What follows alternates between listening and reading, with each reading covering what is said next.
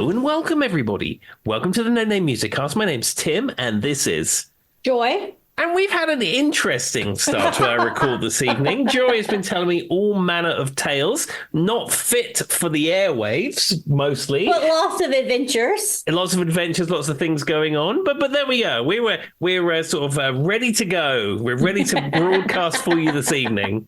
Tim may have said, Joy, stop talking. Let's record. And I was like, okay, let's do this. So with that being said, I think, Tim, I have a little bit of music news that I will start with, and then I will hand it over to you. You do your news, and then we'll go right into the topic. Does it sound good? Sounds good to me. What you got? All right. So we've talked about the 2025 Grammys, which really means nothing to me and or Tim, because Tim doesn't know what a Charlie XCX is. But I will say, even if you're not interested in the Grammys as a whole, it looks like a lot of the money and different things they're doing for the Grammys is to raise money for the LA fire relief. So I think that's wonderful, regardless of how you think about modern day music and how you think about the Grammys, because I know there's a lot of kind of back and forth about this. I would like to support it. If nothing else, I probably will use my antenna, which bothers Tim, because I'm the only person he knows who has an antenna, and let it play and hope that maybe some of the money goes towards the wildfire relief. So now, for those who don't know, in America, there was some wildfires that happened it's in California specifically. South California is a really bad area because you have what's known as the Santa Ana winds, and they had dry conditions, and that equaled bad things for wildfire. So there was two different fires that were the biggest ones. There was ones in the Palisades, and then there was ones in what's known as Eden. They have kind of smoldered down, for lack of a better word, and they had fire relief, and they had lots of things that happened. But it took a long time for these fires to calm down versus others. So this was very devastating for California. So what the Grammys is doing is basically they're taking place on crypto.com, which I thought was interesting.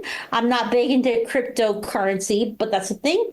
They're getting a bunch of big name performances and everything they make. This is not going to be your typical Grammy party atmosphere.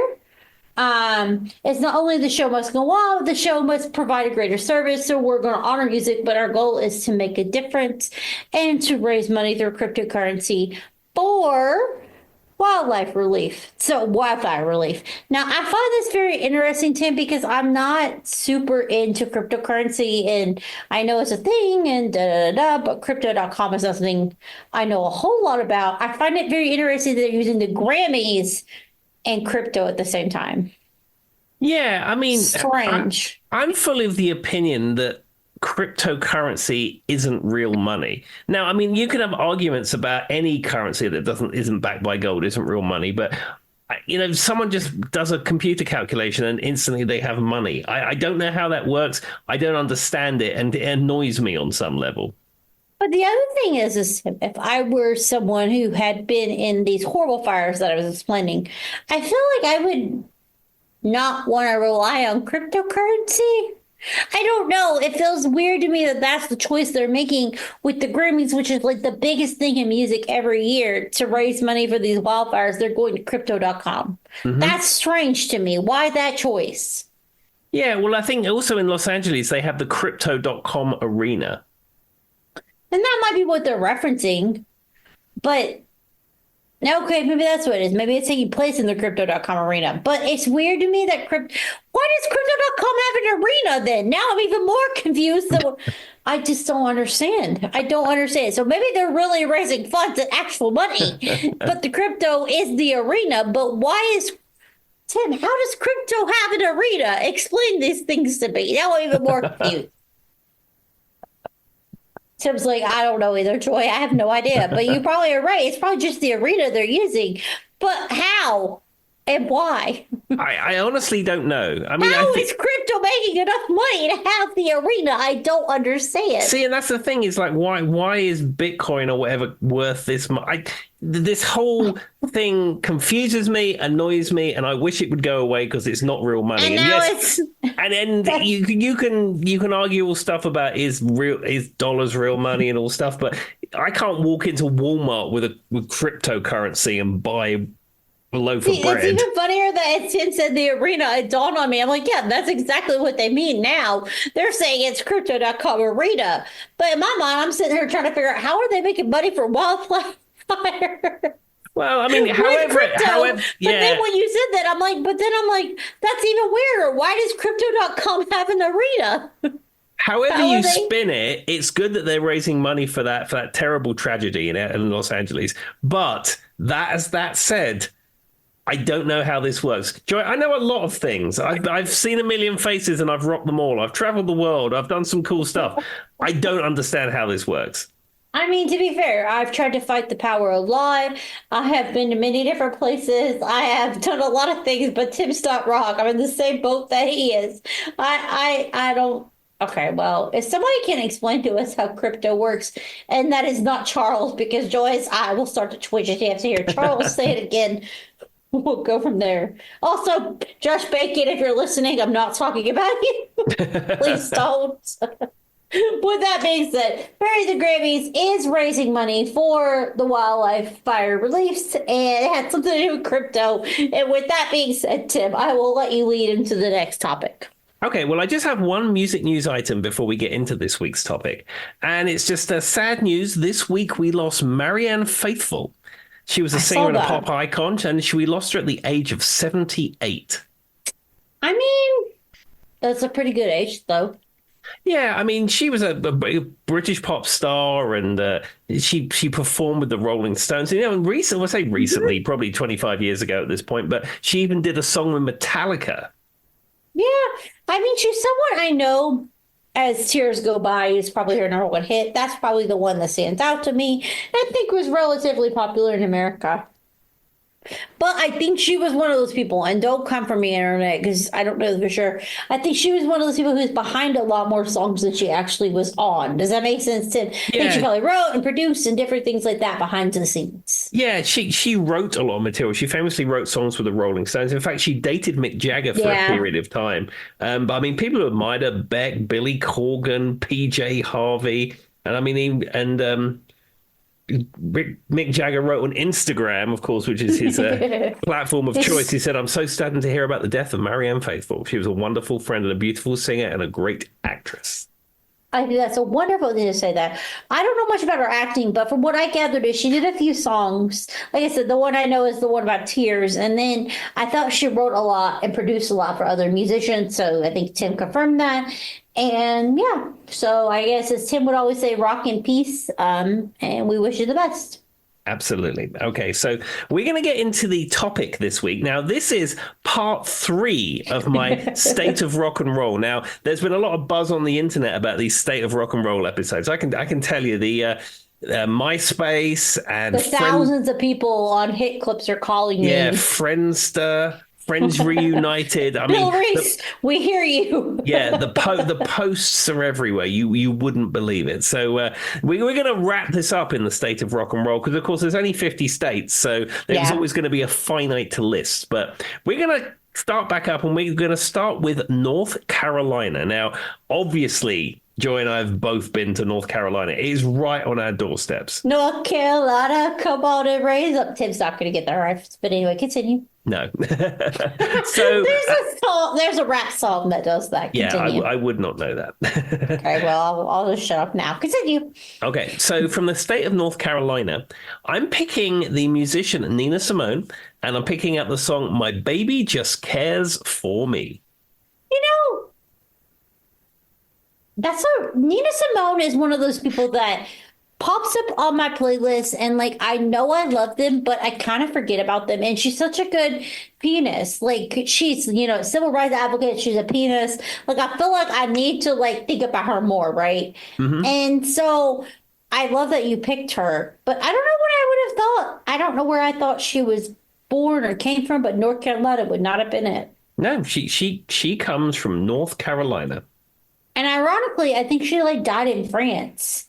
Like she like was such a world traveled like person and been all around the world, But Tim's right. My parents live on the North Carolina border, and my mom literally works in North Carolina every day. My sister's from North Carolina, so we're pretty attest to anybody living there. But to be fair, I'm glad that you picked her as a choice, Tim. There we Good are. choice, Well, good choice. the list I was working from gave an artist I'd never heard of, so I did a little bit of research and found that Nina Simone was a good person that comes from North Carolina that we would have both heard of. To be fair, if you asked me who's the musician from North Carolina, I would have nothing. I could tell you a local musician called Jody Piles, but that's not someone that you're familiar with. I would have been like, are the Wright brothers a musician? Because I'm pretty sure they're from like the Carolina. That's the American to me, Tim. I remember something about the Wright brothers. Tim's so done with me. All right, what's the next state? Okay, so we're gonna move to North Dakota. Have you ever been to North Dakota? I've been to South Dakota, but not the North. Okay, I have not been to North Dakota. So a little too far up. I don't need to go there. Well, I want to go to the Dakotas. You got Mount Rushmore and all those state parks and stuff like that. There's a lot of cool stuff there, but I'm just saying. Yeah. Realistically, yep. All right, so what's our artist? So the artist from North Dakota would be the blues guitarist Johnny Lang, and I picked out the song "Lie to Me." I am very familiar with this song, mostly not because of Johnny Lang, but I just like the song.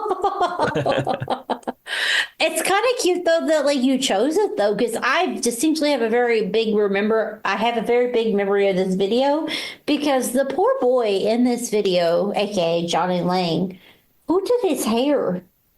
He looks like someone put a bell on his head. Did they not understand? I'm serious. This is a thing that sticks out to me. If you go, Tim, I need you to Google this live on air. I need you to go look at the music video from this and tell me what that boy's hair looks like. Okay, I'm not going to click anything. I'm going to close out. A live goog. Because I know exactly what this is, and he looks like someone put a bell on his head. Lie to Me. Johnny Lang. There we go.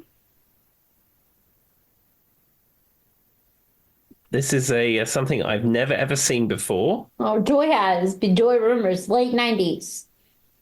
He looks like he has a bell on his head, doesn't he, Tim? Be honest with the people.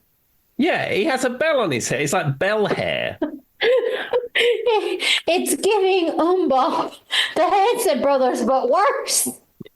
Yeah, I mean, this is a song that we currently play in Nightwings. I gig this song. I know this song. It was a relatively popular song for like 5 minutes, right, Tim? And it's giving late 90s boy, but they did him not a service. Whoever did his hair in this music video, they looked like he has a bell on his head.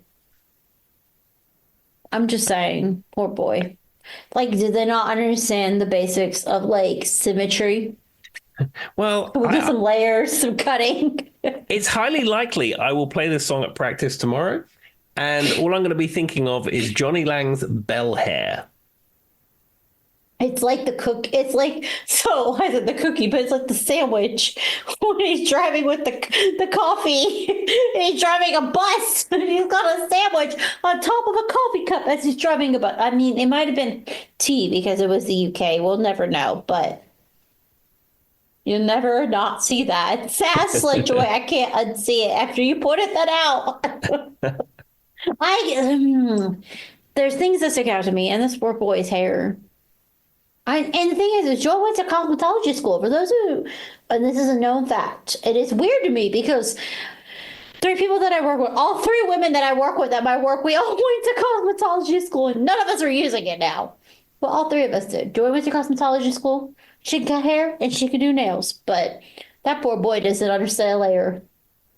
Well, I don't think he looks like that now. I mean, Johnny Lang is like 50 years old at this point. He doesn't look like what he looked like in 97? Well, I like to think of him looking older, but with keeping his bell hair. It looks like a bell.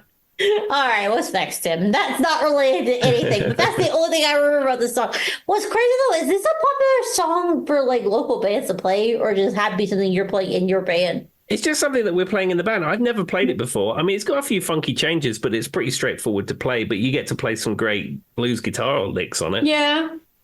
It's just kind of like in my, I don't know why I said yes so aggressively to that. But no, I think you're right though, Tim. Like I'm thinking back and I'm like, I mean, it's a song I know, but like I don't see it being like a Southwest Virginia favorite, if that makes sense. No, we do some other songs that are similar, but no, I think this is a Nightwings original, if you will.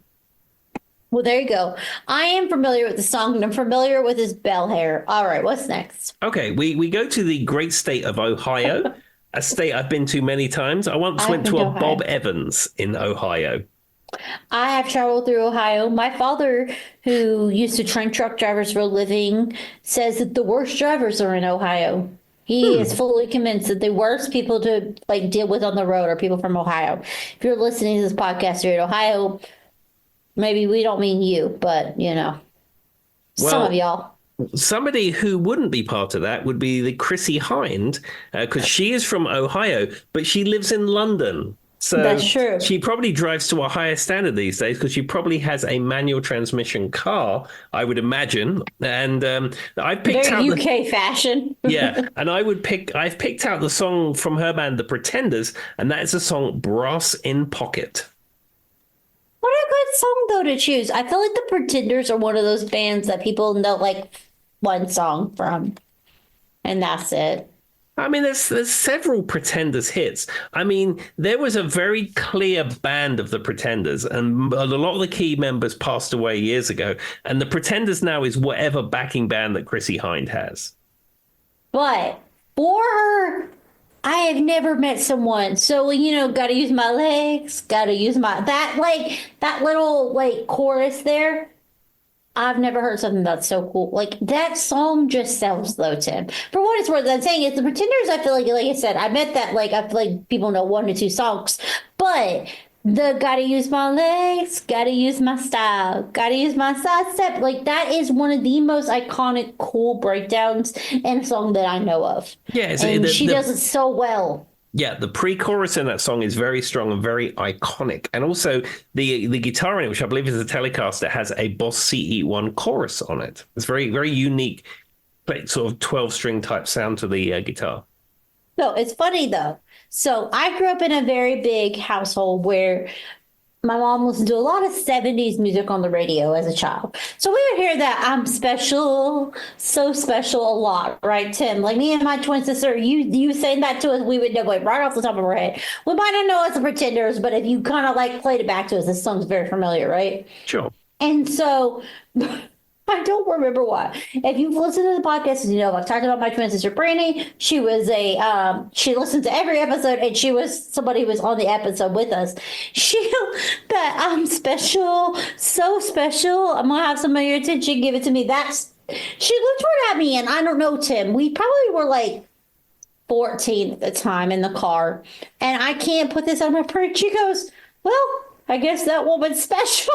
And every time I hear that, I'm special, special, so special, special. I can't not. I don't know. It's so dumb, Tim. I know that's like, but do you ever have like those memories of just something very distinct that's kind of stupid if you weren't there? Yeah. But like we heard this song growing up because my mom listened to a lot of 70s music and this is borderline disco. Do you know what I mean, Tim? Like it could be kind of viewed as like a disco kind of sound. And my mom listened to a lot of disco.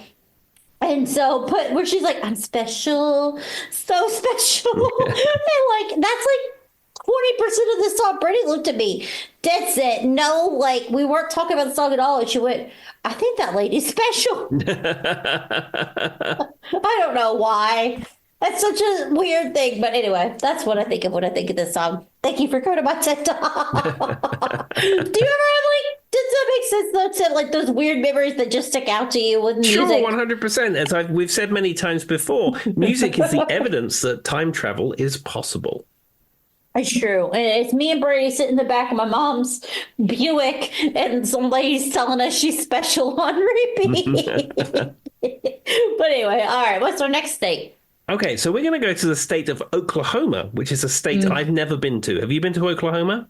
Yes, I have been to Oklahoma, but only traveling through. Okay. Not one name. And Charlie lives in Oklahoma. My husband lived in Oklahoma for about 2 years. Ah, there we are. Well, a musician that comes from the state of Oklahoma would be somebody who goes under the name occasionally of Chris Gaines. Mm. But most people would know him as Garth Brooks. And Unless you're Charles. and I've picked out a song of his which is maybe sort of unconventional in the Garth Brooks catalog. Okay. Now, there was a Kiss cover album where various musicians were covering Kiss songs. Okay. And he's on that. And he does a cover of the song Hard Luck Woman. And I'm actually going to pick that as a song for this state. So, Joy is a hardcore Garth Brooks fan. So, first of all, yes, we love this. For those who don't know, as we've talked about many times on the podcast, my husband has an affinity for Garth Brooks and all things Chris Gaines. We don't need to get back into that. If you don't know what that is, give it a Google and go down the rabbit hole, right, Tim? Yeah. You'll be there for the next 6 weeks. But Hard Luck Woman is a song that I absolutely is my favorite Kiss song, which I've said on the podcast before. Hard Luck Woman is my favorite Kiss song. And ironically, if you go look up Hard Luck Woman, there's a issue with people thinking it's written by Rod Stewart and or sang by Rod Stewart. Yeah. So it's kind of ironic that Garth Brooks has. I don't know if I ever heard his version, but it doesn't surprise me that it exists, if that makes sense. Yeah, the problem for me with Garth Brooks is that he has an exclusive streaming deal with Amazon. And on Spotify, there's one live album, which probably he hasn't published, and a couple of cover tracks that he's done on this album and another one. And that's it. So if you want all those classic Garth Brooks hits, you're not going to get them on Spotify.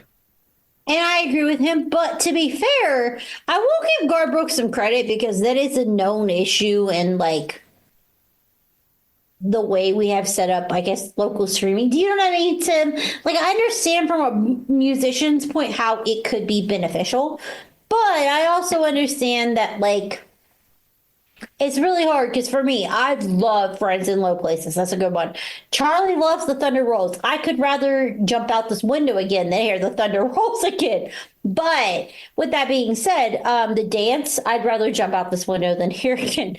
But there's like Friends in Low Places I could hear, like, you know what I mean, every day, all day, 24/7. And it's really hard because if you go on YouTube and you try to find it, there's like me and Tim have called them the Great Value if you're in America food version of like singers, right, Tim? And that's all you can find, like the off-Brit singer singing Tesco value for our UK listeners. Yeah.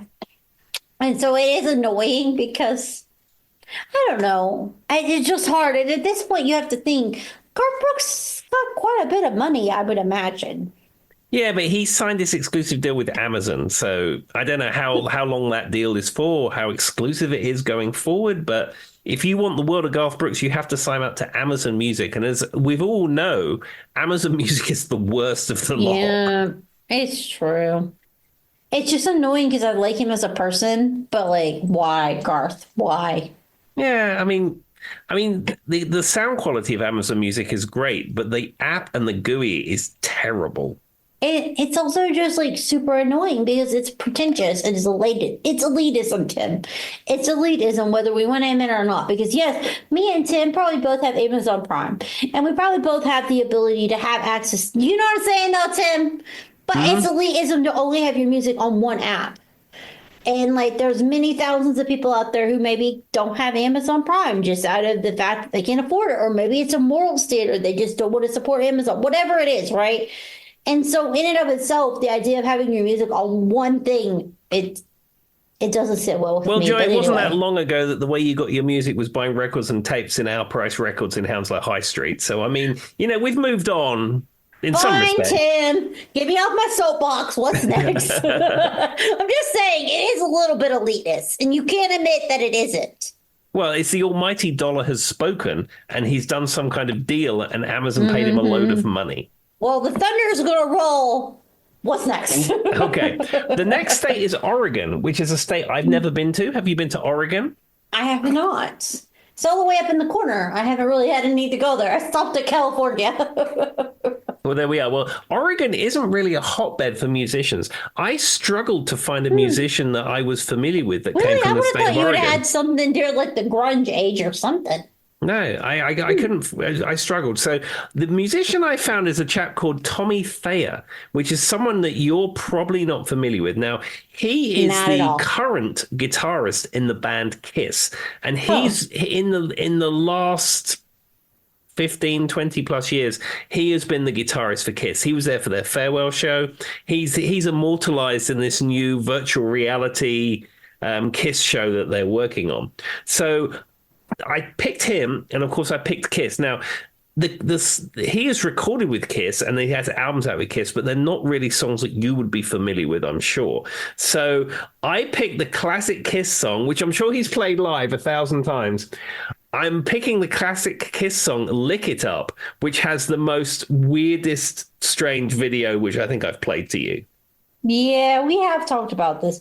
I mean, Lick It Up is very, if you have a band named Kiss, it all seems to make sense, right? Yeah, I mean, Kiss song titles are the sort of the equivalent of a UK carry-on film, if you know what that is. And there's so many kind of double entendres in Kiss lyrics and music. I mean, they're not really writing Bohemian Rhapsody, but it's some of those lyrics are a little Does low. anybody need to? No, I mean, it is what it is. It's enjoyable rock music with predictable, probably questionable lyrics. But, To be fair, I mean, I'm saying this sarcastically. We make jokes. Like, of course, Kiss would have a song called Lick It Up, right? Seems like a walking cliche, but do they really need to do anything more? Not really. It's just rock music. Why are we all so pent up? You know what I mean? But in all seriousness, it fits, and it's a song that we all know. I mean, who doesn't remember the lick it up, like a multiple repeat during the chorus? Absolutely. And check out the video because it is wacky. I'm just going to sit here and say, if you have some moral stance, maybe this is just me on my soapbox, but does it really matter? Is it really that serious? It's literally just rock music, Tim. No, I go. There's certain. You go to Bob Dylan for social commentary. You go for Kiss. You just go because you just want to rock and enjoy it. Yeah, I mean, I think that's true. I think that you're right in the sense that, if I go to a Kiss concert, though, when I'm going, shout it, shout it, shout it out loud, I'm not really, putting a social commentary. But if I'm singing, Bob Dylan, yeah, I think you're right. The other thing, though, is why can't we have bands who have social commentary, but also just have fun? Why can't they both be synonymous? My thing is that I've said this before. I was joking about Brainy a minute ago, but Brainy said this to me years ago, and it sticks with me. And as dumb as some people out there will say this sounds, Tim, we've said about this before. I remember my parents kind of making comments towards us and being like, you just don't get it. You're a child. You need to feel these emotions and different things with music, right? Well, you kind of felt a little weird about a song. And Brainy was like, well, happiness is an emotion, and this song makes me feel happy. How is that not okay? Yeah. And I don't know. It sounds very small in the great scheme of things, but I think it's a valid statement. Sure. Why don't we? This is something that or lick it up makes me feel happy. Whatever. Yeah, we've covered it many times in this podcast. I mean, you say happiness is an emotion too, and it's good to be happy. And of course, I'll keep repeating it till everybody hears me. And as Kiss say, we've been given a gift and we've been given a role, and that role's name is rock and roll. Exactly. Anyway, all right, we'll get off of this. But that's my soapbox. But I think it's a valid soapbox, Tim. Absolutely. All right. Well, let's move on. Next? The next state is the grand state of Pennsylvania. Now, I've been to Pennsylvania many times. I've been to Hershey, Pennsylvania. I've been to Lancaster. I've done the Hershey chocolate tour. I've been to Lancaster, where all the Amish people live. I've been all around the great state of Pennsylvania. Joy has been to Lancaster. She saw the Liberty Bell in downtown Philadelphia. Yeah, I've been to Philly too. Yeah, you've seen the little, the bell, the actual bell with the broken and all the little, where they sign the Declaration of Independence. I'm sure Tim's probably been in those areas too, because that's with the bell. Sure. I think I've seen the Amish country, went to Hershey Park when I was actually with my honors choir, where I was doing show choir. We would travel a lot, and we were going to Hershey Park one year. So I've been to Pennsylvania. I've also been to New York a few times, and you tend to travel through. For those of us who are Virginia, and Tim can tell you, New Jersey and Pennsylvania, if you're going up north, you're pretty much going to cover both those areas normally. Absolutely. Pretty obvious for us. Yeah. So I have chosen for Pennsylvania an artist which is very popular, and I picked out a song I've never ever heard, but you probably have. That would be Taylor Swift. She is from Pennsylvania. I've heard that. And I picked out the song Cruel Summer, a song I've never heard. So you've never actually heard it, Tim. Did you do any research into the song at all? Well, I mean, I've got nothing against Taylor Swift. She is an icon. People love Taylor Swift. She is the Michael Jackson of this era, if you will. You know, she's loved by many. She's inspired people to play music. She's inspired people to, do all kinds of things. She's a good person. But I'm not interested in her music, and I've yet to hear any of it. So I didn't want to break that. Okay, well, that's fair. I'm going to be honest with you. I'm not a huge Taylor Swift fan, but in all seriousness, I think I agree with Tim. I think Tim's at the point now, kind of like we talked about Gaga, where even if you don't like them, you respect them because she writes her own music. She puts her own music out there. You know what I'm saying, Tim? Like, yeah. I feel like you have to respect the artistry. I know this song to the extent that I know there's a part where it's like, it's cool for the summer. Like, that's like a part of the chorus. Somebody's yelling at me going, that's not even the right rhythm, but that's what I remember. Maybe she's not even saying it's cruel. Maybe she's saying it's cool. I don't know. But there's a part where it's like, it's cool for the summer. And that's the extent of what I know. And this is from the Lover album. I do know that. And that's what I know. Yeah, that's significantly more than I know. And to be fair, I've only heard the little part where it's cool for the summer, just like on the internet and maybe on the radio or something. It's not like something I've heard a lot, but I am in the realm of Tim where I respect the artistry. Sure. And that's what I have to say about Taylor Swift. Also, if Taylor is listening, Tim, and I'm going to get hate. She often listens. We get lots of hits from Pennsylvania. I'm sure one of them is hers. If she could just maybe not take her plane so much because global warming. Well, we've covered this before. So when you're an artist of the stature of Taylor Swift, Tim's got to come in with the logic. Yeah, you are traveling with security detail. You have tours, you have appearances, you have things like that. It's not practical for her to get in an Escalade because she's going to get swamped wherever she goes. She can take off and land at private airports, and it's just it makes the logistics. Yeah, it just her value add to a lot of people is probably worth having a private jet. Now there are some there's the new CEO of Starbucks who is commuting from I know one place Washington to California every day in a private jet. That is ridiculous. But someone like Taylor Swift, an artist of that caliber, it's part of the package. She's at that point where this is the only method that she can travel effectively. Okay, I'm just saying, if she's listening, Tim, if she could kick out every fifth travel, we could probably save a third world country. I'm just saying.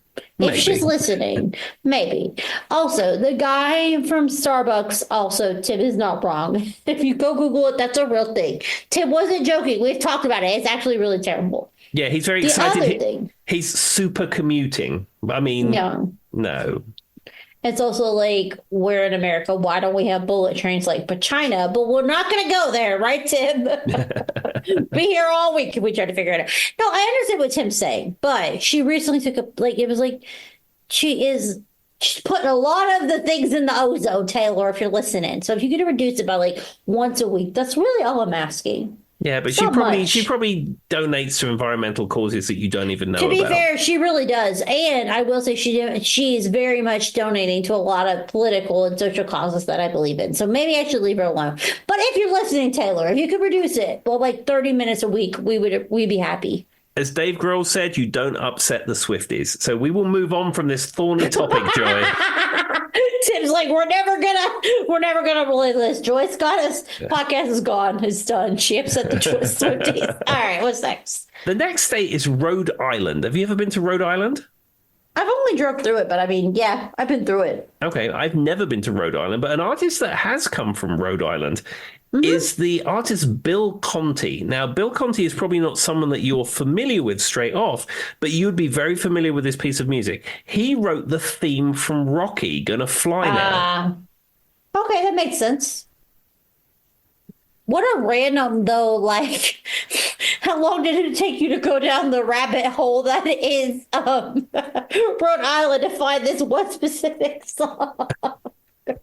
Well, again, Rhode Island isn't a terribly rich musical state from sort of famous artists. So I looked through the list of the various artists that came from Rhode Island, and the one that stuck out to me was Bill Conti because I'm familiar with that. The thrift shop that I go to, every now and again I go in because I'm a regular, and they give me a pick of the CDs before they hit the shelves. It's like I have like an under-the-counter deal It's with because they're them. all old 80 ladies who work in that. They're ladies in their 80s who work in that. Yeah. I love it, Tim. That's Yeah, adorable. and she gave me a pile of CDs, and there wasn't really anything I wanted to buy, but they're 50 cents. So she handed me this pile, very, very pleased that I thought I might like some things. I bought $2 worth because I think I threw most of them away. But, she thought she's doing a good thing. I like the thrift shop, and I support the charity that it does.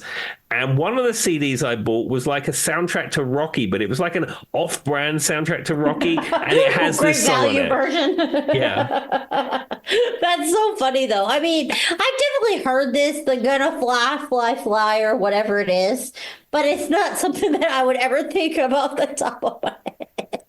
So what's super cute about this, and why isn't there a bunch of 80-year-old ladies? So Tim's talking about the MCAP store in Christiansburg, Virginia, and they actually are really nice because they work with some of the companies that are local. I don't know if companies or like nonprofits or whatever who do a lot for the area. And all the money you put into this goes towards a lot of good things. And then they also have a lot of people who come through and they give them little vouchers and they can shop through the store and like get stuff they need for lower income families. So Tim's right in the sense that MCAP is adorable. Everybody who works there is a volunteer. Yeah. And so you get a lot of elderly, older ladies. I said, women's in their 80s. I was being sarcastic, but they probably are. And so she was probably really excited, and they are very sweet if you work with them or you've ever, like, I've been there. And Charlie, we've donated, even when you buy, like, I don't know about you, Tim, but like we check out, we add a few dollars to every one of our little tabs. I always round up. It's just normal. And they're very sweet, and they're the nicest people, and they're all volunteering their time. They're usually retirees. She probably was very excited to bring Tim this album. That's what I'm getting at.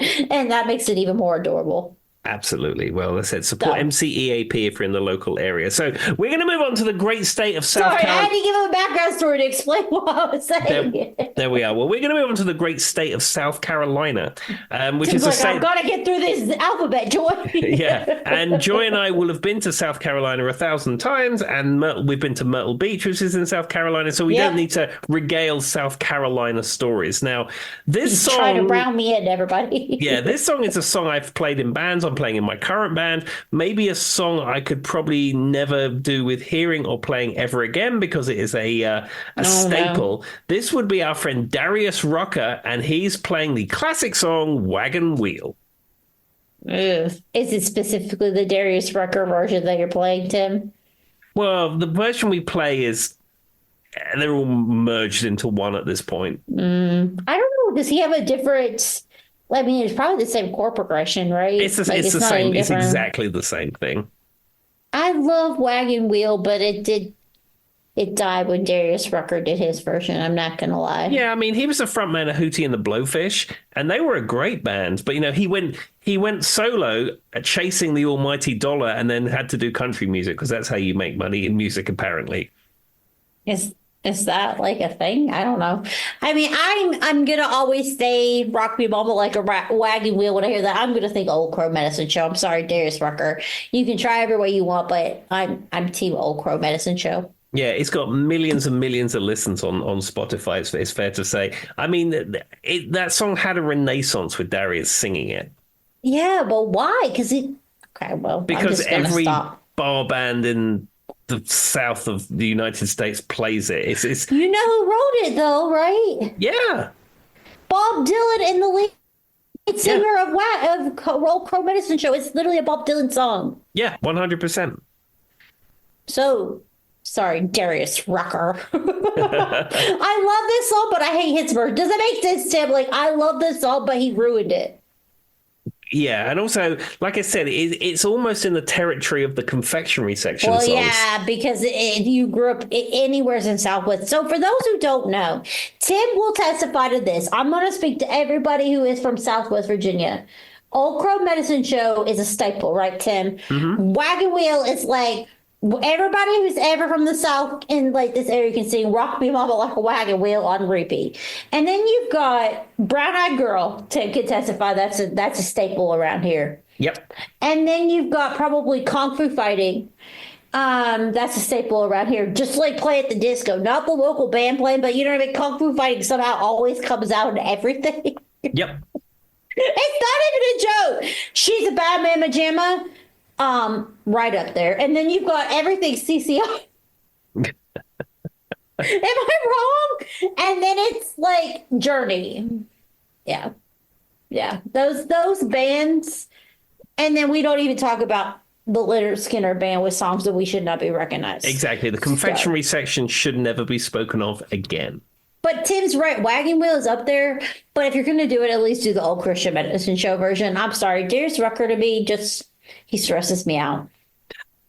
He stresses me out. Well, let me calm you, Joy, and move on to a different state. We forgot one song, though, before you move on. What's forgot, Tim, Fishing in the Dark. That's forgot true. Fishing in the Dark. When I was talking about the staples that go with Old Crow Medicine Show, it's got to be Nitty Gritty Dark Band, Fishing in the Dark. Am I wrong, Tim? No, I played that and I agree. They go hand in hand, do they not? All right, continue. Okay. I'll let it go. The next state is South Dakota, a state I've never been to. You probably traveled through that, I would imagine. I've traveled through it, but I've never done anything there. Okay, and again, some of these states are not famous musician rich. I'm sure they have a big music community in these various states at a local level or a slightly larger level, but certainly as far as the sort of world artists that you would have heard of, you're scratching around a bit. And the artist I picked up was David Soul and his song Silver Lady. Do you know who David Soul is? I do not. He was I believe he was in Starsky and Hutch. I think that was David Soul. But he had a small pop career, and famously his song that he's famous for is Silver Lady. He definitely was in Starsky and Hutch. Hold on, he was a British actor. Hold on, we're googling this live on air, everybody. He was in the '70s version of Starsky and Hutch, and then Here Comes the Bride. Sings Lot, Magnum Force. Okay, yeah, he looks very British. I'm not gonna lie. Yeah. If I saw this guy and they said, "Is this guy British?" I would say yes. Yep. And he likes to sing about a silver lady. Oh, okay. I know what this song. Okay, now that you say this, Tim, this makes sense to me. I've definitely heard this song before. Yeah, I've never played it, but I've played it on break music before. I mean, it plays at the local CVS. That's what we're saying. It falls under Joyce CVS minute music, right, Tim? You would say that? I would say so. Yeah, it's CVS or CVS adjacent. It's not a song, though. I will say, Tim, Rand or Joyce, there must not be a lot of people in this state. Like I said, it doesn't have a rich, big artist. But, at the local level, the Dakotas maybe have some fabulous musicians that we're just not aware of.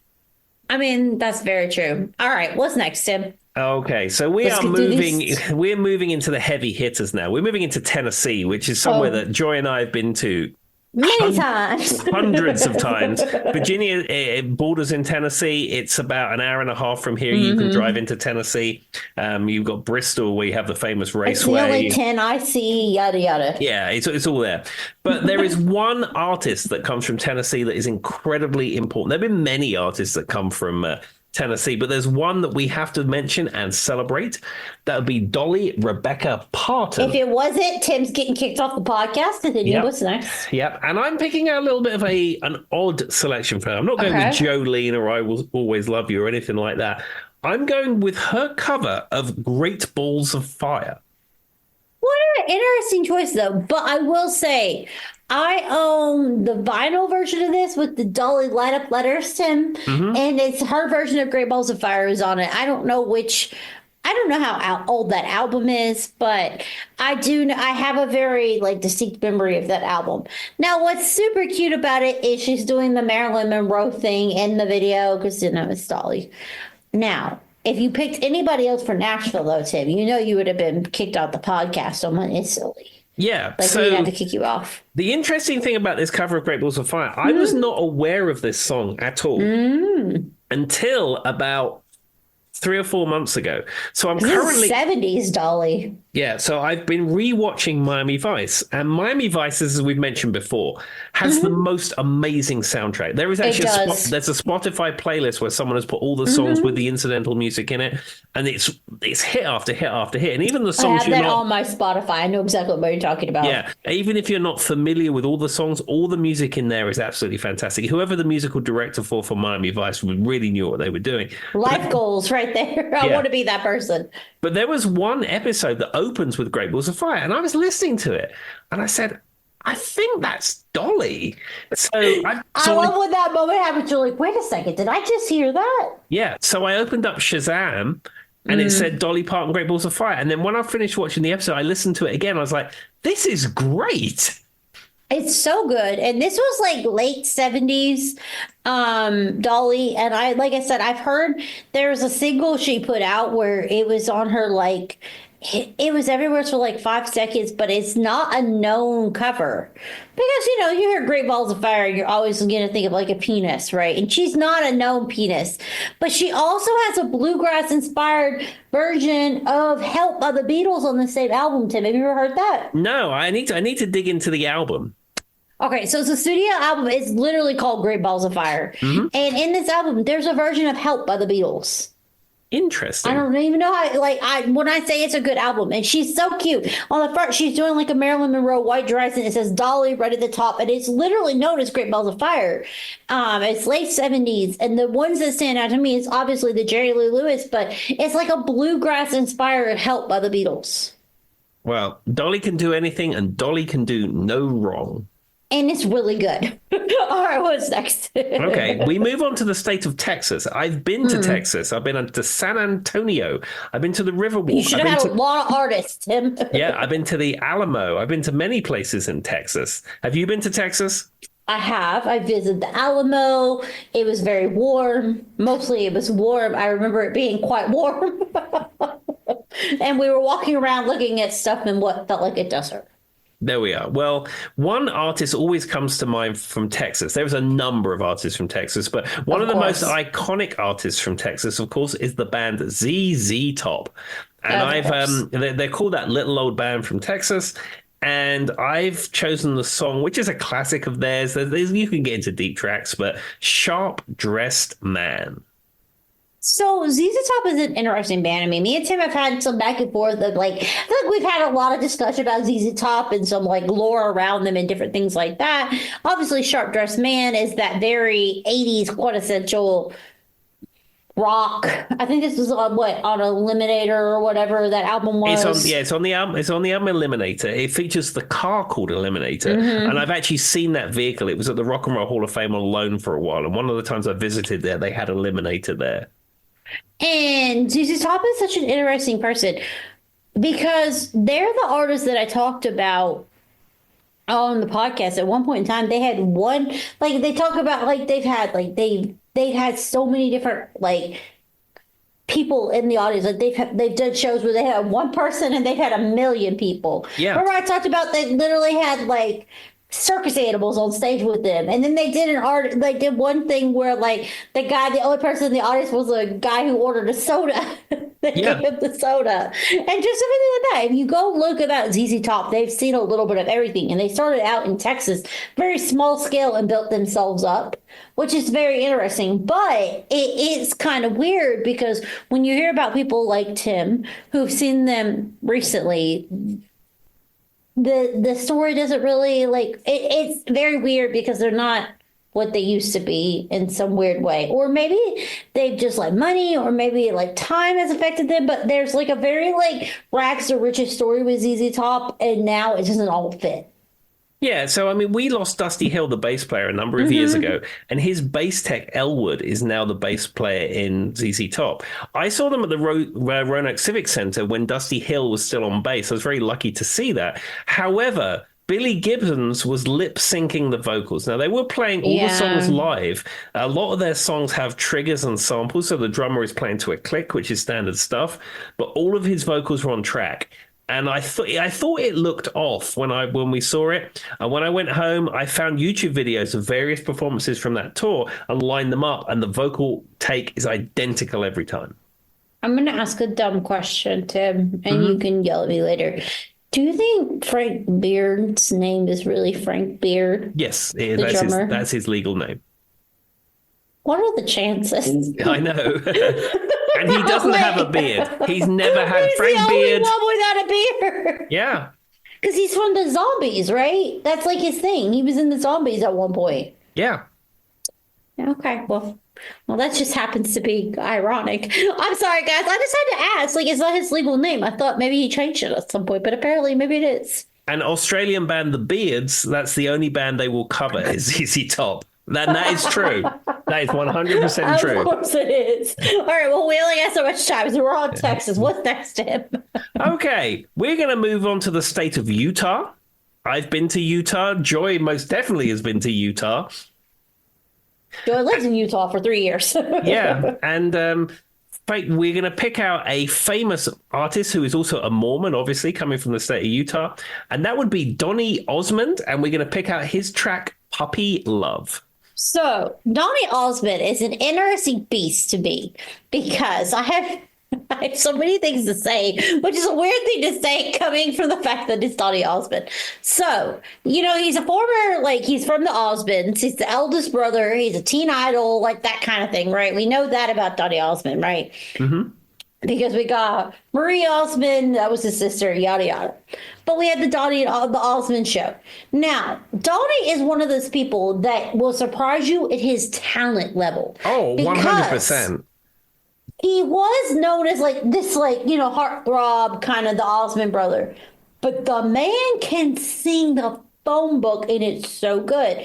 And he's recorded a lot of Disney tracks. So he is the vocals in Mulan. The male vocals in Mulan is Donny Osmond. Mm-hmm. He does all the vocals for Mulan. Wonderful singer, rich, great tone. He was on The Masked Singer, and I picked him out from a mile away because one of the things, he was the peacock. And so he was doing the kind of Broadway, and he was on Broadway. For those who don't know, he had his own Broadway show for years, right, Tim? Mm-hmm. That's Donny Osmond. And the showman kind of thing. And he was like actor, singer, but the thing that got me was the Utah thing. They said came from a Mormon family. They had the Utah church in the background, all the clues. I was like, that's Donny Osmond. I knew it instantly. But to be honest, the real selling point is the man's voice. Yes, he plays the piano. Yes, he's known for kind of a bubblegum pop type thing. Amazing singer. His voice is so good. He kind of has that thing of we were talking about Tom, what's the word? The British guy. Tom Jones. Tom Jones, in the sense that he has a larger than life persona that comes out when he sings. And if you've never heard, take what you think about Donny Osmond and him being a teen idol out of the mix and just listen to him sing. The man's voice is gorgeous. Yeah, absolutely. And also, he was in the Weird Al song, or in the video for White and Nerdy. And if you watch the video for that, he's in it briefly in a few scenes, but there is a director's cut thing that Weird Al posted, which is just him and Donny Osmond, and it is absolutely fantastic. And Donny does the whole song with him, doing actions in the background. And Donny Osmond says, I've done a lot in show business, but he said that's one of the most favorite things he's ever done. I love how everybody who's listening to the podcast, I didn't know Joy had such strong feelings about Donny Osmond. I do, everybody. I think he's an underrated singer, but anyway, I digress. But he was also on The Masked Singer, so I probably should have spoiler alert before I said that. Sorry, guys. It's 4 years ago. I can only spoil so many things. Keep up with it. But yeah, he's a wonderful singer, and he did the whole Broadway thing, and he was the Flamingo, Tim. Absolutely. I never saw him at the Flamingo, but I saw the advertising for the show because it was right over it was completely on the side of the casino.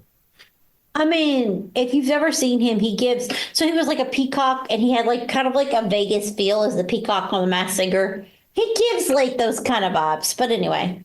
All right. So moral story, y'all, is if you haven't looked into Donny Osmond, he's quite a good singer. 100%. Okay. All right. What's next then? So the next state is Vermont. Vermont's famous band is the band Fish. Now, I'm not super familiar with Fish. I've got some Fish albums which I thrifted. Live once. Oh, really? Yeah. But not by choice. They were another band with other bands. But anyway. Yeah, they were formed at the University of Vermont in 1983. And of course, Ben and Jerry's famously comes from Vermont. And Yeah. they have a fish food ice cream as well. We also support Ben and Jerry's because they're amazing as a company. But anyway. Yeah, I've got some in the fridge downstairs, in fact. But I picked out their song Farmhouse. It was the most popular song that was on Spotify. Yeah. I'm a very, very casual Fish fan. I'll play those thrifted albums I got once in a while, and it's fine, but I don't know. They're like sort of a jam band, more of a psychedelic era jam band type thing, but it's fine. I saw them as a supporting artist, and I can't even tell you if it was like the real Fish or like Fish now. Does that make sense, Tim? Like, I don't even know if it's the real. I do know that like you've got the Trey guy, and then there's Mike Gordon, and there was a guy named John Fishman, but I don't know a whole lot about them. But they were supporting artists with The Offspring when I saw them in Charlotte, which makes sense. And then they were, what's the band that did that song, Tim? That's like color is the was Amber is the color of her energy or whatever. What was that band? Hold on. There's another band that was there. I don't know. Amber. You'll know what I say. Hold on. I probably didn't do it justice, but you'll know that song. Amber is the color of her. We're Googling this live on air, everybody, because I can't remember what that song is. Oh, 311. That was the band. Oh, okay. Yeah. Yeah, they were there, and then Fish was like the final band. I'm just gonna say, y'all, I left after the first song of Fish because they're not really my thing, Tim. And like I said, it's a jam band thing, and they get a little out there, so I can see that it wouldn't necessarily be for you. I made it through.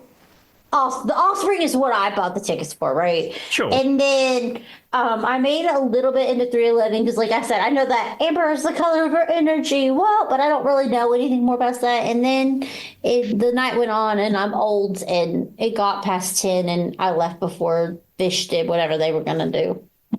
Sorry, guys. They were going to swim around is what they were going to do. I saw them on the stage, and I saw the stage set up, and I was like, peace, homies. And I left. There we are. And note to self, don't take Joy to a Fish concert. The only thing I know about Fish is when I was going to school. So my degree is in psychology, for those who don't know. I ended up in HR because I have a degree in psychology. And I had a professor who did, like, I had to do, like, a full, like, study for my senior year capstone project, you know what I mean, to, like, get my full degree. And so we had to do, like, a full year of, like, studies and like having people come in and do different things and whatever. It doesn't matter. Like I did a full like that. And that professors would come in every day with like a t-shirt on that said Fish and shorts and like sandals and looked like he was like part of the Jesus Freaks kind of like movement. And he talked a lot about Fish. That's about the extent of my knowledge of Fish. This one professor who I had to kiss up to so I could get my degree. He sometimes would sit on campus and just play a banjo. As you should. Cool dude. Like had like a doctorate degree, Tim. Like the man is very like, you know what I mean? Like he was like very, but like, yeah, that's about the extent of what I know of Fish. There we are. Him playing his banjo, singing Fish on Radford campus. All right, what's next? Okay, the next state will be the state of Virginia, the state where Joy and I live. So, of course, we've obviously been there because we are there now. Oh, this is true. Now, there's been many musicians that have come from the state of Virginia, but one that I thought I'd pick out. I mean, you know, there are lots of local musicians who I've played with come from the state of Virginia, obviously.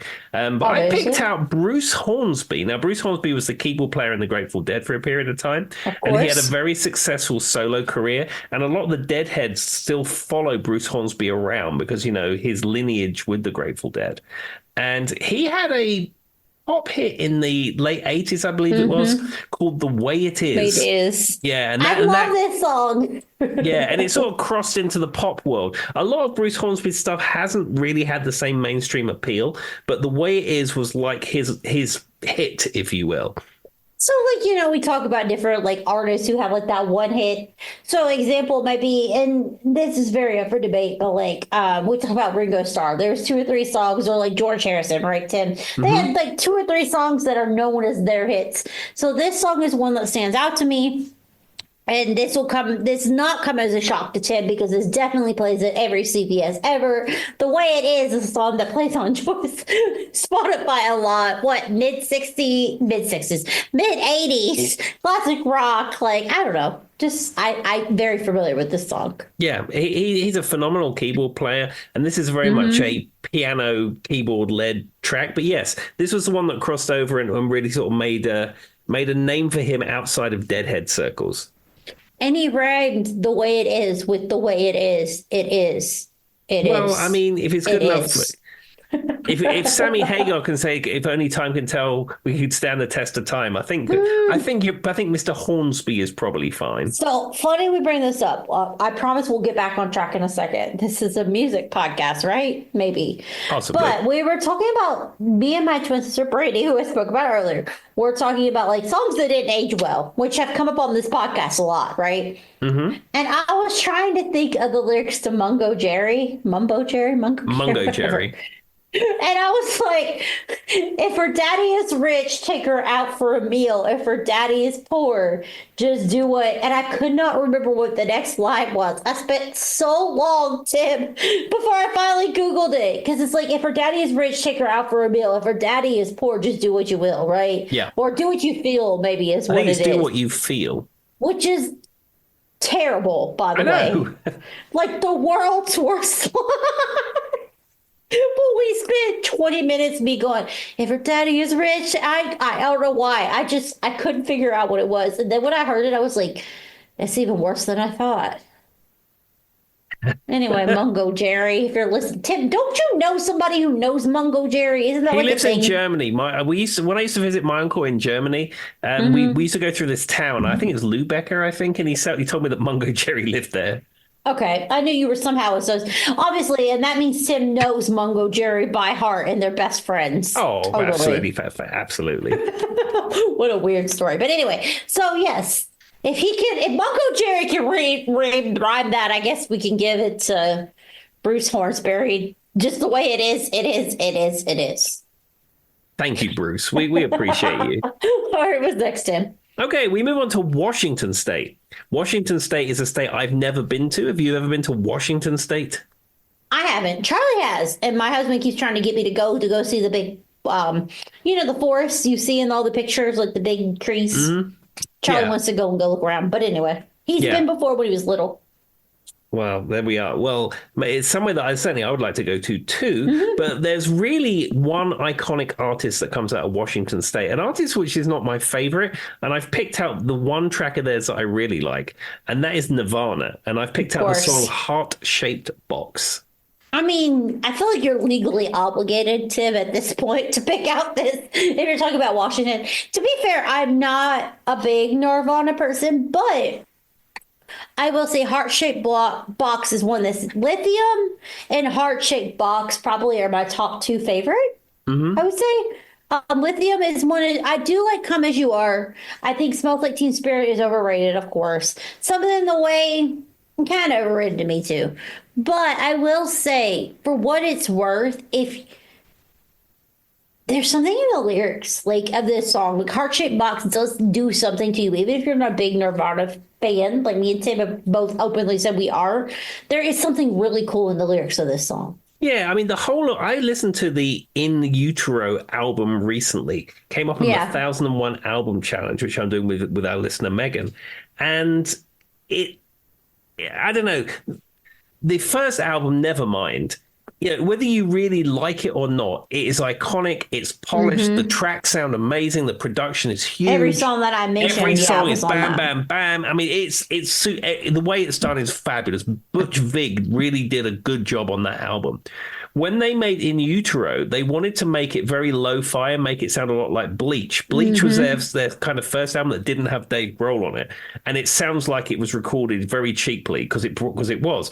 And they wanted to get back to that very raw sound, and they presented the album to the record company, and they're like, you have to do that right, though. You know what I mean? Yeah. Like, I love that raw sound, but if it's not done right, it doesn't come off right. Yeah, they presented it to the record company, and the record company's like, "What's this? We you're the biggest band in the world right now. What can we make do?" things like that, but you have to like I don't know. It has to be a balance. Yeah, and some of the key tracks on there, the ones that were released as singles, Heart Shaped Box being one of them, they were actually remixed by someone else to make them more listenable and palatable. That makes sense, though. And I can see that being a thing because it also, since Cobain was at a point where he was trying to like sell his art in a way that's hard. Because the thing about it is like Tim, and those who don't know this, Joy makes a lot of jokes about like liking like pop music, but Tim's caught on to him. And a few times I've surprised him when I've listened to a lot of grungy rock stuff. And he's like, oh, where did that come from, Joy? I've never even heard that song, right? And I was like, oh, no, I love this kind of stuff. And you can do that grungy rock thing, but you have to do it right. And otherwise, it just comes off as almost like Yoko Ono trying to make a point. Does that make sense, Tim? And it's like, it's hard for the listener to hear. Yeah. Whether you want it to be or not, it is. They're trying to stay true to their art, but at the same time, if your art is not accessible, no one's going to listen to it. I understand that, but yeah, Tim's right. It has to be accessible. It has to be something that people understand and they relate to. And if it doesn't, it's just not going to sell well. But to be fair, if Tim picked anybody else for Washington State, I think the whole podcast would have got shut off. So good choice. There'd have been an You had to choose injunction. it. Somebody would have sent an official notice at least to the no name. I don't know what address. Probably Tim's. We'll say that because it'll be attached to your recycling bin, Tim. Yeah, that'd be- I'm an official listener, and I think this is your recycling bin after it's all said and done. All right, what's next? Okay, we've only got a few states left. So we moved to the state of West Virginia. West Virginia is incredibly local to here. You can get in the car and go down 460 and be in West Virginia in less than an hour, Joy basically. got a CAT scan in West Virginia because it was cheaper like a year ago. There we are. So obviously we've both been to the state of West Virginia. I've played many Of course. gigs in West Virginia, in fact. And I picked out the artist Bill Withers, who comes from the state of West Virginia. Good choice. And I picked the song of his, Lean on Me. I didn't go with Lovely Day. I thought, well, let's go with Lean on Me. So this is my mom's favorite song. I say she would say this is probably her favorite song. No, to be fair though, I will say she likes the who is it who sings the other version of Lean on Me though? I will say she is a big fan of doesn't James Taylor do a version? I think it's been covered by many people. Okay, but anyway, Lean on Me, whatever, it doesn't matter. My mom's probably, if you were to ask my mother, like, just take her disco and her Motown and everything, she loves James Taylor and she likes that kind of stuff too. But I would say if you were to ask her what her favorite song is, she would probably say Lean on Me. Like, in all seriousness, it's the very song that I feel like it's iconic, right? Everybody knows it. It's been copied and people have made their own version of it 74 times over. Classic 70s soul music. And his voice is wonderful. It's just got that beautiful sound to it. But it's got something that, like, I think everybody can relate to in the sense that, like, when you're not struggling on me, I'll do my best. I might not always do what's right. I will try my hardest. And if you know anything about Joy outside of these podcast walls, as Tim would say, Joy is the person that she will try her best, regardless of what she's doing, right or wrong. And so I think that this is just a song that I grew up with and speaks a lot to me as a person. Also, it was one of the first songs I learned to play on the piano and on the drums because we did a version of it in the Christian rock band that I was in when I was a child. Because, Wasn't Lean that on Me. fishing tradition, or what was it called? We were not going to talk about fishing. Christian tradition. That's it. I'm I still knew it was trying to that. hide from that. I'm still trying to hide from those days. Somebody has that t-shirt. I remember still seeing that t-shirt at a Goodwill and being like, oh God, it haunts me forever. But like every good artist, Tim, we had to start somewhere, and all of us started in the church. And that is true. Tell everybody who listens to this podcast, American or not, 90% of musicians in America, where did they start, Tim? They mostly started in the church. It's not uncommon. So don't come for me, internet. Mine just was a little bit more embarrassing than others. And I refused to wear that fishing hat. But when I tried to play the drums and then I got booted off the drums because I was really bad and they put me back to singing because that's what I was good at. No. There we are. You found your calling, Joy. But I did learn a lot on the piano, and that's where Brady learned to play the guitar a little bit. Like, I mean, she's not a 10 level guitar player, but she learned some chords and stuff. She probably pull up a C or a D or a G or something. Well, there you are. I mean, you can play 1,000 songs with that. We did a whole episode about that, though I messed up two songs on it. I still haven't lived that down. But anyway. All right, what's next? Okay, this is the penultimate state from this three-part episode. This is the state of Wisconsin. And this gentleman, Les Paul, Lester William Pulfus, he is I've heard of that guy. the most important person in the entirety of rock and roll. He You probably are right. invented the solid body electric guitar. He invented multi-track recording, both of which basically is you need both of those pieces for rock music or just popular music in general. You need a solid body electric guitar and you need multi-track recording. No one was doing it before Les. Les invented that stuff, and he is probably the most iconic artist of all time. You know, until you told me his name was Lester Pulpus, whatever it is. Whatever his full name is. His full name is Lester William Pulfus. That, what Tim said. I thought Les Paul, I really would have thought he was French.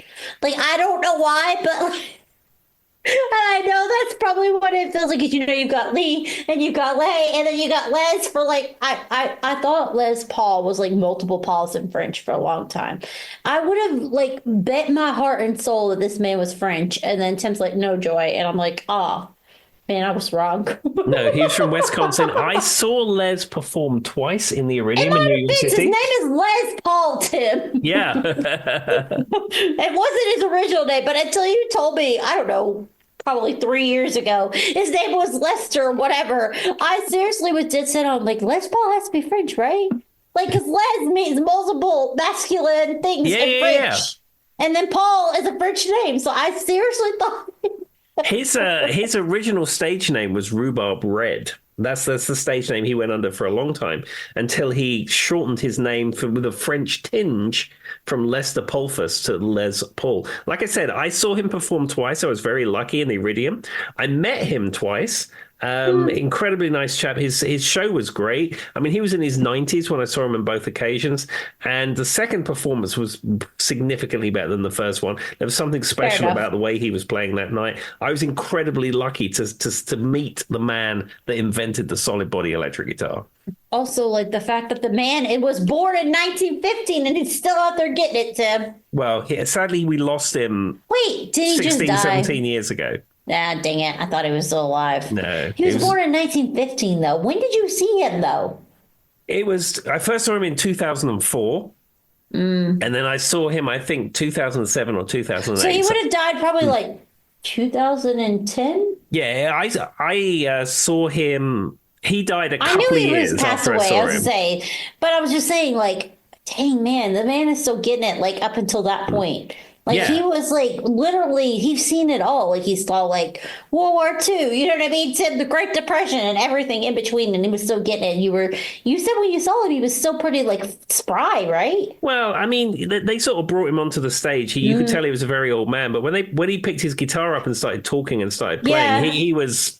You can see that. Yeah, he was not an old man. He was a very young man. That's what I meant by that, guys. I'm sorry. I think I knew he passed away, but when Tim talks about it, he talks about like that when he saw him perform, like as soon as that guitar was in his hands, he was just like set in a different world. 100%. That's so cool, though. It's so interesting when I see people do that, though, because like he's known for like different like chording sequences and fretting techniques and like all this kind of stuff, but at his core, he's just a guitarist. Yeah. Like, I mean, those cool things, but like he just loves the music and he loves the guitar. And so seeing him in like 2010 or 2009, whatever it was, and he was still doing that all the way up into his 90s, right? He would have been like 94. Yeah. And I mean, I picked out the song for this, How High the Moon, and I saw Les perform How High the Moon twice live. And it's just, wow. Didn't he perform with his sister or something for a while? It was his wife, Mary Ford. He was estranged. He was estranged from her at some point, and that's one of the reasons they stopped making Les Paul guitars in the mid '60s, because the endorsement deal ceased with Gibson because he was going through a messy divorce. So he shut the endorsement deal off, and then it was when a lot of the blues artists realized that the Les Paul guitar was a great guitar for playing electric blues, and they were very scarce. Gibson started making them again, and they've been making them ever since. That makes sense. And now I do know How High the Moon was used in a Broadway musical. It was used in, what was it? Two for the Show. That's what it's called. So famously, How High the Moon Is was a song that was originally, and I don't know how like he gets mixed into this, but it was used in the musical as well. And it was a single, but I feel like it was by Les Paul and Mary Ford together. So a lot of those songs were then put together. But don't quote me on it, internet. I couldn't remember if it was his wife or his sister, so Tim corrected me on that.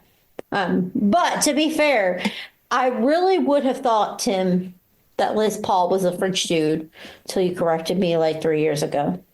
No, he was very firmly an American dude, and I feel like I've been catfished. had the pleasure and honor of meeting him twice. I love it. That's amazing. All right. Well, what's next? Okay, so this is your last state. This is the last state in the union. I said we got to be getting close. Yeah, and this is the last state on this 3-part episode. As I said, I appreciate everyone listening to all 3 parts of this. This was a joy to go through, going through all these various states and what have you. This is a state of Wyoming. I've never been to Wyoming. I have been to Wyoming, and I have a very big story. We'll end it with the story of the century. Okay. So, I will make this very quick because this is a long episode. But when I went back to Utah, I don't know, 2-3 years ago, after we were doing summer sales in Washington, D.C., we had to drive back to Utah. Okay, fine. Well, my car may have gotten ran over by another car. So my older sister was kind enough to give me this pickup truck. That was her husband's that they weren't using. It was the whole thing. Family was being very kind. But pickup truck wasn't in the greatest of conditions, Tim. Mm-hmm. Pickup truck broke down in Wyoming on the way back to Utah because we went up and over, right? You go up and then you go down into Utah. It's just a thing you do. When you're going I-80, you end up in Wyoming. So, first thing that happened was it snowed overnight. So we stopped at a hotel. We woke up. There was about 4 feet. I don't know what that is in European. What does 4 feet equal in the European world? I don't know. Maybe 1.5 meters. Okay. There's a lot of snow. We get out to our car, and the car beside us had left their sunroof open for perspective on how little it looked like it was going to snow in Wyoming. And there's snow in their vehicle, so that was cool. So we get in their car and we start driving. We go like you're going to go onto the on-ramp in an intersection and do a complete 360 and almost go off a cliff once. Oh, so that was cool.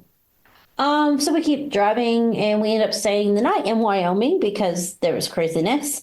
And I ended up in what is the craziest hotel you've ever heard of. So we had to stop because like there was nowhere to go because the roads were shut down because there was a foot of snow that was taller than me at some point and you're just driving, right, Tim? So we had to stop. So we stopped and we stayed in this hotel that had cement bricks on the wall. Cool.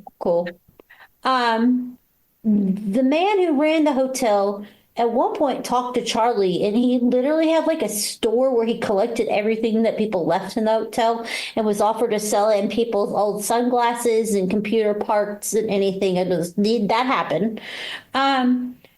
So we go to leave the next morning, and guess what doesn't happen? That truck does not start. Oh, so I'm stuck in Wyoming. So we think, okay, well, maybe it's the battery. So we take the battery out of this truck. We walk across, I don't know, 3, 4. Have you ever carried a car battery, Tim? Yes, they're very heavy. They're heavy. So, we walk a few miles over to go check the local auto zone. Guess what it was? It's the battery. We ended up possibly scrapping the truck after staying 3 days in the hotel from hell. And me not wondering if I'm ever going to go home because I'm stuck in Wyoming. I've never been to Wyoming before. Directly across the road from this hotel, Tim, was a house of female persuasion, for lack of a better way of saying this. So we finally convinced the man who owns the hotel to drive us to the literal Greyhound bus stop. We took a Greyhound bus back to Salt Lake City, Utah, everybody. I was stuck in Wyoming for 3 days. And and I've never had that happen to me. And let me just tell you, you make some friends in this hotel. It's quite the adventure. They were literally concrete. Like the walls were literal concrete bricks, Tim. Oh, dear. I can't stress this to you enough. I mean, it was a cheap hotel, but that's because the other people who were there were living in it.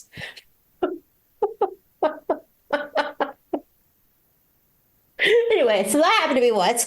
And I'm a better person for it. There so we are. What was the artist that anything to do with Wyoming? Well, there was no artist from Wyoming I recognized. So I picked the one that was at the top, which is a guy called Chris Ledoux.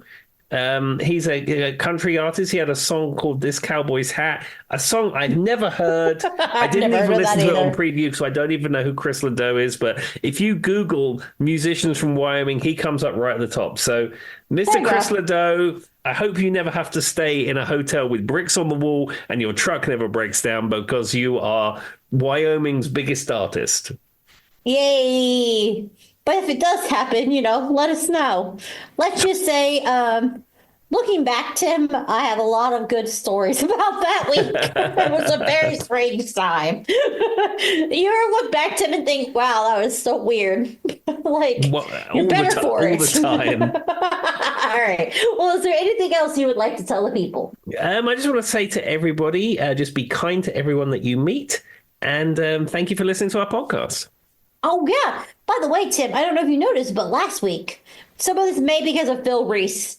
I know he has been very much listening to the No Name Music Cast City Message. All right. Well, keep listening and bye-bye. Bye-bye. To find me out another day to love.